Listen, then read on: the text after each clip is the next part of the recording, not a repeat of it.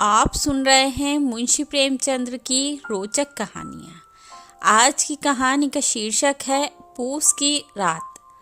हल्कू ने आकर स्त्री से कहा, सहना आया है, लाओ जो रुपए रखे हैं उसे दे दूं, किसी तरह गला तो छूटे। मुन्नी झाड़ू लगा रही थी, पीछे फिरकर बोली, 3 ही रुपए हैं, दे दोगे तो कंबल कहाँ से आएगा। माघ पूस की रात हार में कैसे कटेगी। उससे कह दो फसल पर दे देंगे, अभी नहीं। हल्कू एक क्षण अनिश्चित दशा में खड़ा रहा। पूस सिर पर आ गया। कंबल के बिना हार में रात को वह किसी तरह सो नहीं सकता। मगर सहना मानेगा नहीं, घुड़कियां जमाएगा, गालियां देगा। बला से जाड़ों में मरेंगे, बला तो सिर से टल जाएगी।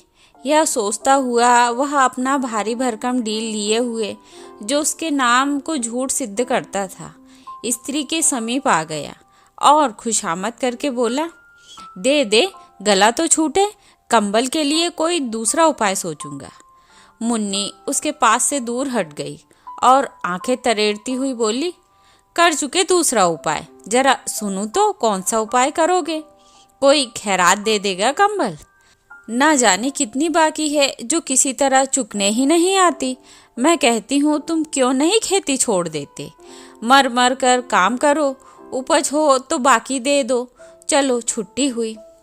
बाकी चुकाने के लिए ही तो हमारा जन्म हुआ है, पेट के लिए मजूरी करो, ऐसी खेती से बाज आए। मैं रुपए ना दूंगी ना दूंगी। हल्कू उदास होकर बोला, तो क्या गाली खाऊं। मुन्नी ने तड़प कर कहा, गाली क्यों देगा, क्या उसका राज है। मगर यह कहने के साथ ही उसकी तनी हुई भौहें ढीली पड़ गईं। हल्कू के उस वाक्य में जो कठोर सत्य था, वह मानो एक भीषण जंतु की भांति उसे घूर रहा था। उसने जाकर आले पर से रुपए निकाले और लाकर हल्कू के हाथ पर रख दिए। फिर बोली, तुम छोड़ दो अब किसे खेती, मजूरी में सुख से एक रोटी तो खाने को मिलेगी, किसी की धौंस तो न रहेगी। अच्छी खेती है, मजूरी करके लाओ, वह भी उसी में झोंक दो, उस पर धौंस। हल्कू ने रुपए लिए और इस तरह बाहर चला मानो अपना हृदय निकाल कर देने जा रहा हो। उसने मजूरी से एक एक पैसा काट काट कर 3 रुपए कंबल के लिए जमा किए थे। वह आज निकले जा रहे थे। एक एक पग के साथ उसका मस्तक पानी दीनता के भार से दबा जा रहा था। पूस की अंधेरी रात, आकाश पर तारे भी ठिठुरते हुए मालूम होते थे। हल्कू अपने खेत के किनारे ऊख के पत्तों की एक छतरी के नीचे बांस के खटोले पर अपनी पुरानी गाढ़ी की चादर ओढ़े पड़ा कांप रहा था। खाट के नीचे उसका संगी कुत्ता जबरा पेट में मुंह डाले सर्दी से कूकू कर रहा था। 2 में से एक को भी नींद नहीं आ रही थी। हल्कू ने घुटनियों को गर्दन में चिपकाते हुए कहा, क्यों जबरा, जाड़ा लगता है। कहता तो था घर में पुआल पर लेट रहे, तो यहाँ क्या लेने आए थे।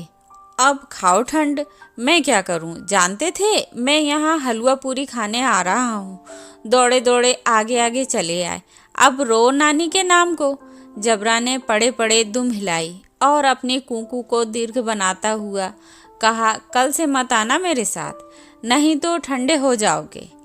यह रान पछुआ न जाने कहाँ से बर्फ लिए आ रही है। उठूं फिर एक चिलम भरूं, किसी तरह रात तो कटे। 8 चिलम तो पी चुका। यह है खेती का मजा। और एक भगवान ऐसे पड़े हैं जिनके पास जाड़ा आए तो गर्मी से घबराकर भागे। मोटे मोटे गद्दे, लिहाफ, कंबल। मजाल है जाड़े का गुजर हो जाए, तकदीर की खूबी। मजूरी हम करें, मजा दूसरे लूटे।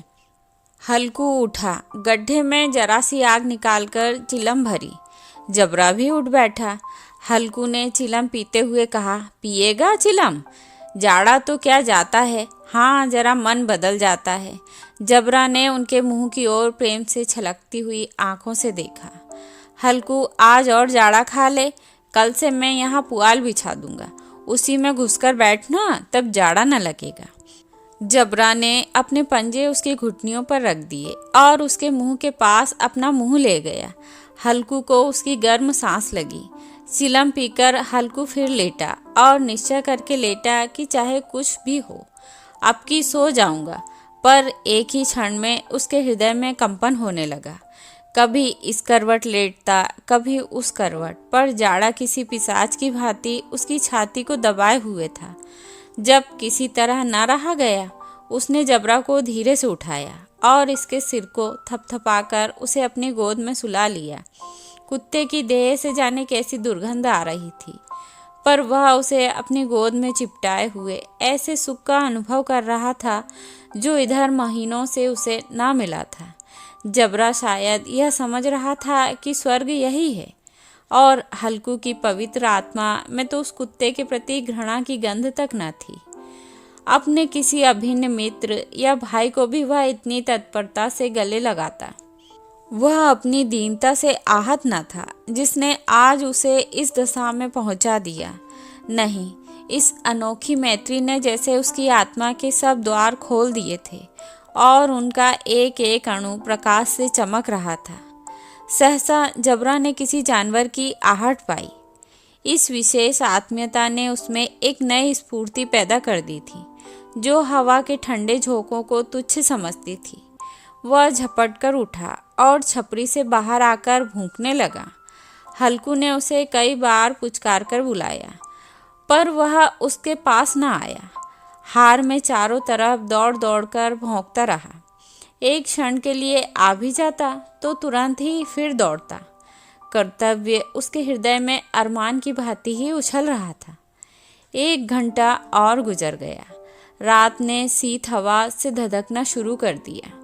हल्कू उठ बैठा और दोनों घुटनों को छाती से मिलाकर सिर को उसमें छिपा लिया।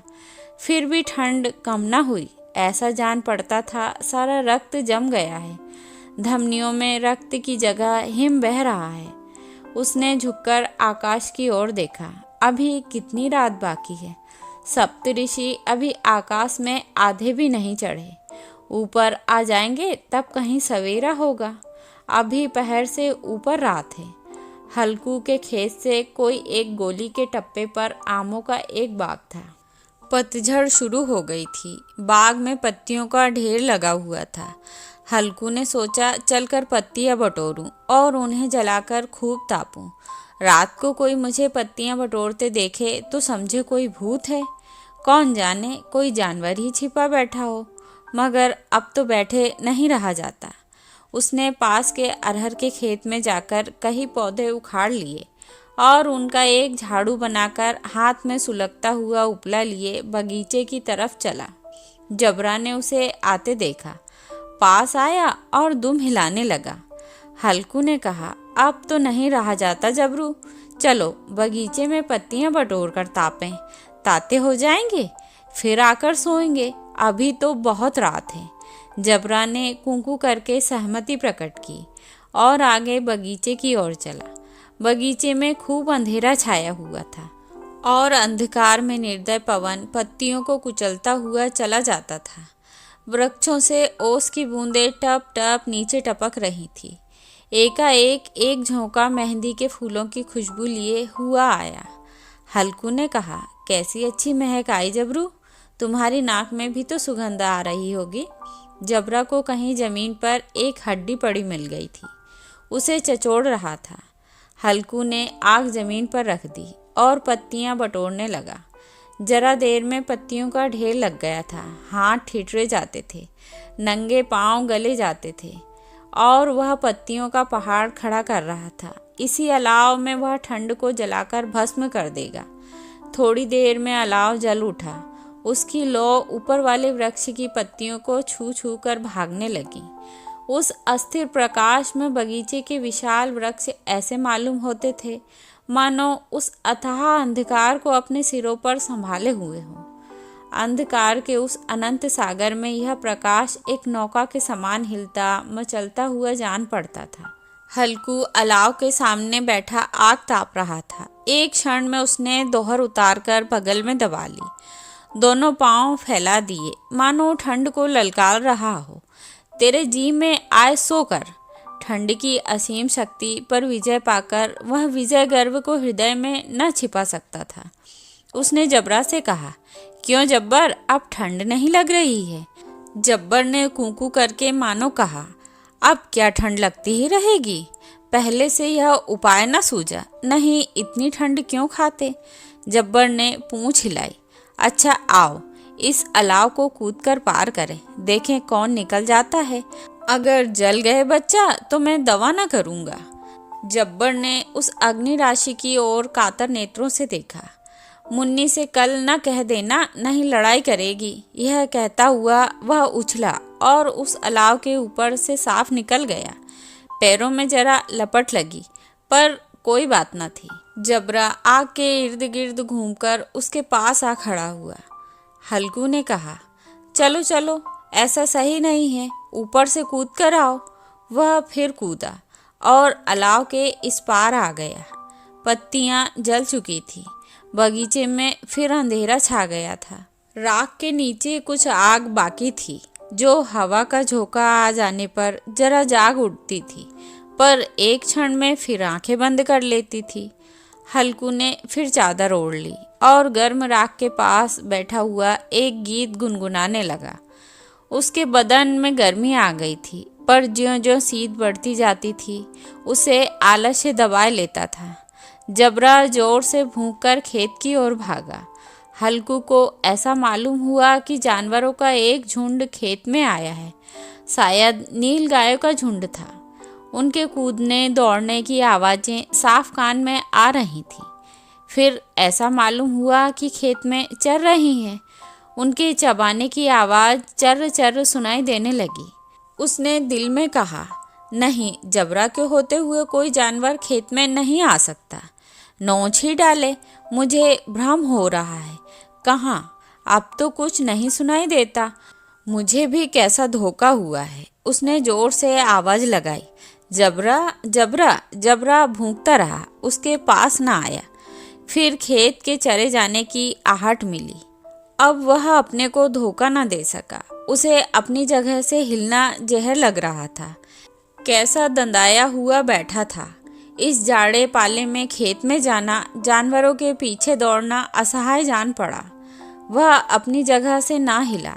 उसने जोर से आवाज़ लगाई, लोही लोही लोही। जबरा फिर भूंक उठा। जानवर खेत चर रहे थे। फसल तैयार है। कैसी अच्छी खेती थी, पर ये दुष्ट जानवर उसका सर्वनाश किए डालते हैं। हल्कू पक्का इरादा करके उठा और 2-3 कदम चला, पर एकाएक हवा का ऐसा ठंडा चुभने वाला बिच्छू के डंक का सा झोंका लगा कि वह फिर बुझते हुए अलाव के पास आ बैठा और राख को कुरेद कर अपनी ठंडी देह को गरमाने लगा। जबरा अपना गला फाड़ डालता था। नील गायें खेत का सफाया किए डालती थीं और हल्कू गर्म राख के पास शांत बैठा हुआ था। अकर्मण्यता ने रस्सियों की भांति उसे चारों तरफ से जकड़ रखा था। उसी राख के पास गर्म जमीन पर वही चादर ओढ़कर सो गया। सवेरे जब उसकी नींद खुली, तब चारों तरफ धूप फैल गई थी और मुन्नी कह रही थी, क्या आज सोते ही रहोगे? तुम यहाँ आकर रम गए और उधर सारा खेत चौपट हो गया। हल्कू ने उठकर कहा, क्या तू खेत से होकर आ रही है? मुन्नी बोली, हाँ, सारे खेत का सत्यानाश हो गया। भला ऐसा भी कोई सोता है? तुम्हारे यहाँ मड़ैया डालने से क्या हुआ? हल्कू ने बहाना किया, मैं मरते मरते बचा, तुझे अपनी खेत की पड़ी है। पेट में ऐसा दर्द हुआ कि मैं नहीं जानता। दोनों फिर खेत के डांड पर आए। देखा सारा खेत रौंदा पड़ा हुआ है और जबड़ा मड़ैया के नीचे चित लेटा है, मानो प्राण ही ना हो। दोनों खेत की दशा देख रहे थे। मुन्नी के मुख पर उदासी छाई थी, पर हल्कू प्रसन्न था। मुन्नी ने चिंतित होकर कहा, अब मजूरी करके माल गुजारी भरनी पड़ेगी। हल्कू ने प्रसन्न मुख से कहा, रात को ठंड में यहाँ सोना तो ना पड़ेगा। तो यह थी कहानी पूस की रात। आशा करती हूँ आपको पसंद आएगी।